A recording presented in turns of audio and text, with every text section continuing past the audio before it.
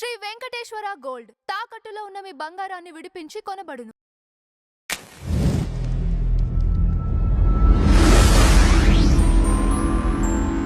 Tree media devotional ప్రేక్షకులకి సుస్వాగతం.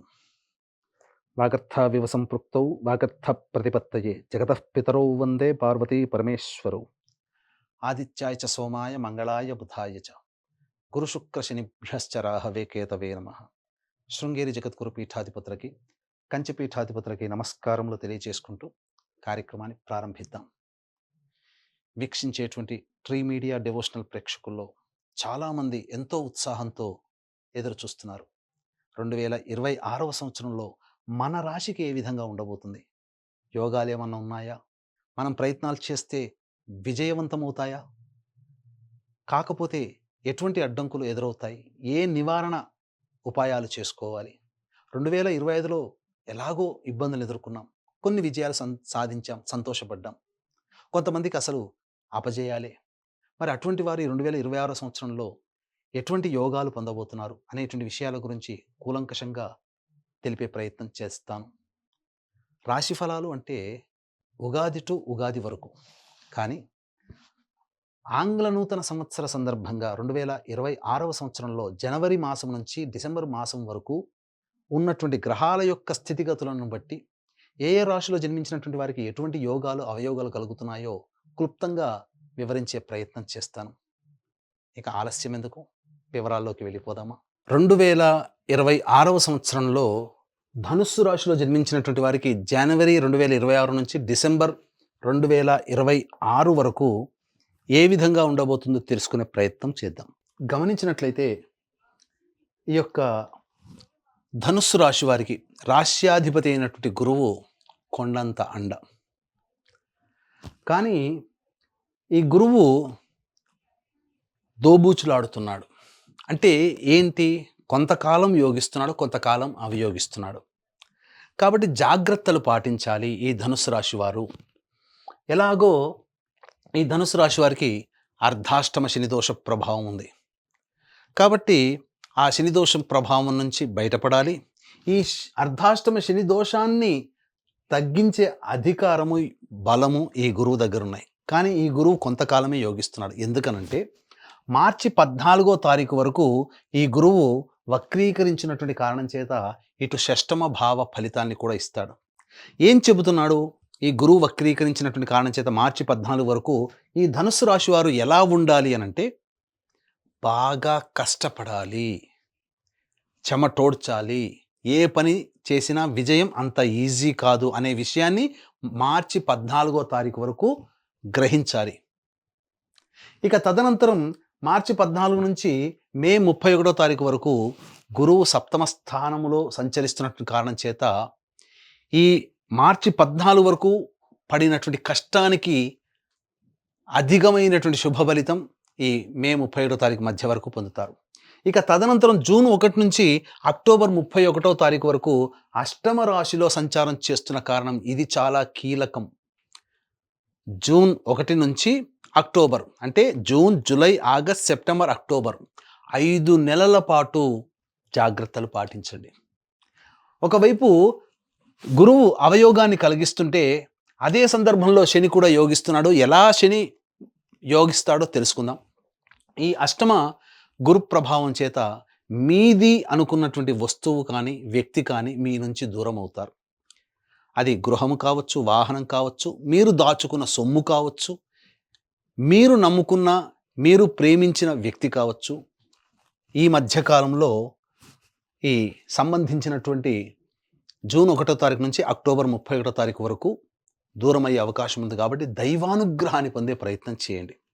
ఇక తదనంతరం లాస్ట్ 2 నెలలు నవంబర్, డిసెంబర్ నవమ రాశి సంచార ప్రభావం ఇది అనుకూలంగా ఉంటుంది.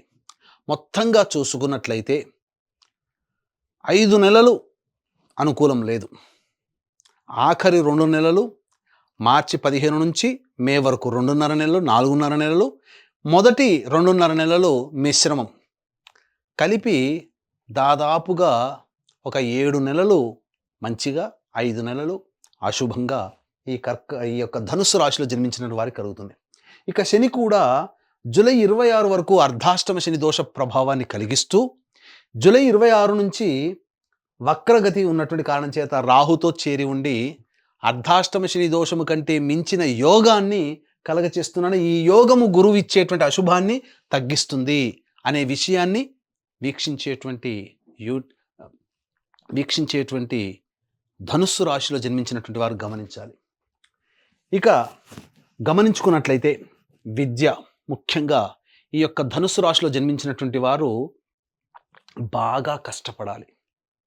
100 మార్కులు రావాలి అనంటే 150% కష్టపడితే 100 మార్కులు వస్తాయి.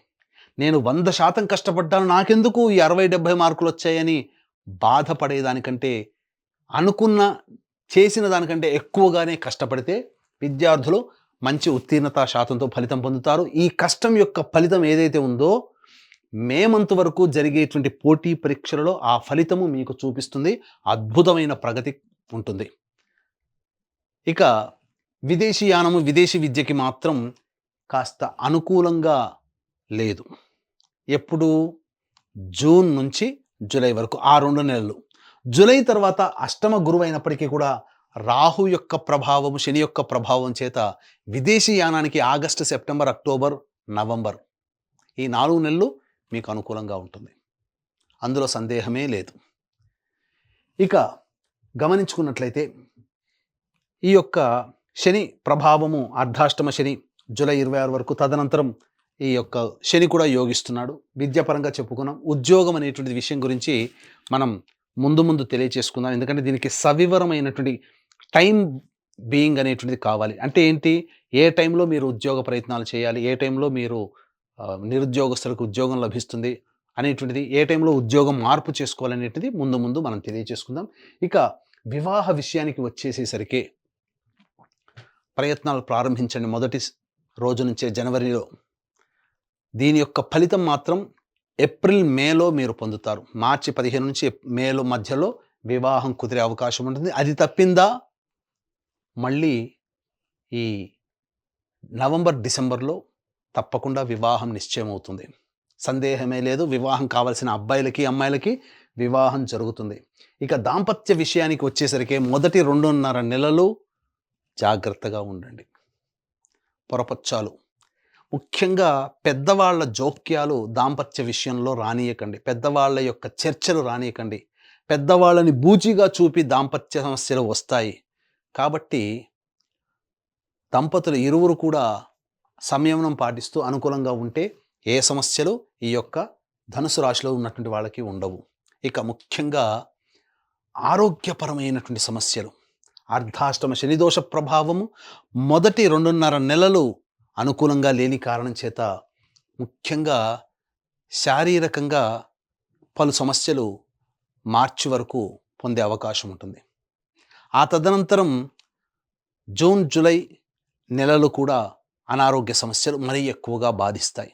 మొదటి 2 గుర్తుపెట్టుకోండి, మార్చి 14వ తారీఖు వరకు మరియు జూన్, జూలై నెలలు, ఈ 2 నెలలు మొత్తంగా జాతకరీత్యా 4.5 నెలలు ఈ సంవత్సరంలో అనారోగ్య సమస్యలు, వైద్యుని సంప్రదించాల్సిన పరిస్థితులు వస్తాయి. మిగతా గ్రహాల యొక్క ప్రభావం కూడా తోడై ఇంకా కొంత ఎక్కువగానే అనారోగ్య సమస్యలు వచ్చే అవకాశం ఉంటుంది. అదేందో కూడా ముందు చూసుకుందాం. ఇక సంతాన విషయంలో కనుక చూసుకున్నట్లయితే జాతకరీత్యా ప్రధానంగా సంతానవంతులయ్యే అవకాశము గోచరమవుతుంది.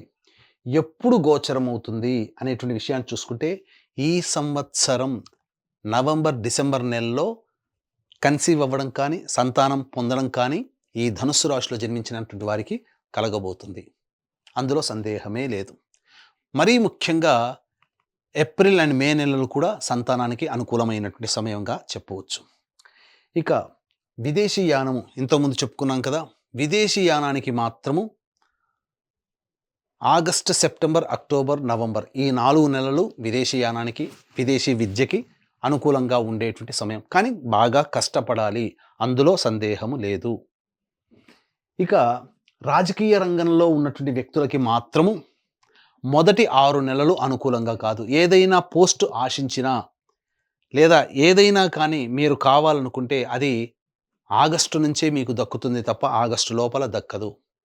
ఈ లోపల చేసే ప్రయత్నాలు కాస్త మందకొడిగా సాగుతాయి, డబ్బులు వృధాగా ఖర్చవుతాయి. ఆగస్టు నుంచి చేసే ప్రయత్నం మాత్రం మీకు తప్పకుండా మెజారిటీతో కూడుకున్నటువంటి పదవి కానీ, అధికారుల యొక్క అండదండలు కానీ, లేదా ప్రజాదరణతో కూడుకున్నటువంటి జీవన విధానం కానీ ఆగస్టు నుంచి ఈ ధనుస్సు రాశిలో జన్మించినటువంటి వారు పొందుతారు అని చెప్పవచ్చు. ముఖ్యంగా ఆగస్టు నుంచి జీవితంలో కొత్త వ్యక్తులు పరిచయం అవుతారు. ఇది మీరు గమనించాల్సినటువంటిది. ఆగస్టు, సెప్టెంబర్, అక్టోబర్ ఈ 3 నెలల్లో పరిచయమైన వ్యక్తుల వల్ల మీరు పొందే యోగము నవంబర్, డిసెంబర్లో అనుభవిస్తారు. ఇది గుర్తుపెట్టుకోండి. ఇది అనుకూలంగా ఉంటుంది. ఇక గమనించుకున్నట్లయితే వ్యాపార సంబంధముగా ఈ యొక్క ధనుస్సు రాశిలో జన్మించినటువంటి వారు వ్యాపార విస్తరణకి మొదటి 2.5 నెలలు జూన్, జూలై, ఆగస్ట్, సెప్టెంబర్ ఈ నెలలు అనుకూలంగా ఉండవు. కాబట్టి ఏదైనా వ్యాపార విస్తరణ కానీ కొత్త వ్యాపారం ప్రారంభించాలంటే దగ్గరలోని మంచి ఉపాసనా పరులైనటువంటి జ్యోతిష పండితులను సంప్రదించి వారి సలహాలు సూచనలు పాటించి మీరు నిర్ణయం తీసుకోండి. అది కూడా ఏప్రిల్, మే నెలల్లో, నవంబర్, డిసెంబర్ నెలలో మీకు చాలా అనుకూలంగా ఉండేటువంటి సమయం.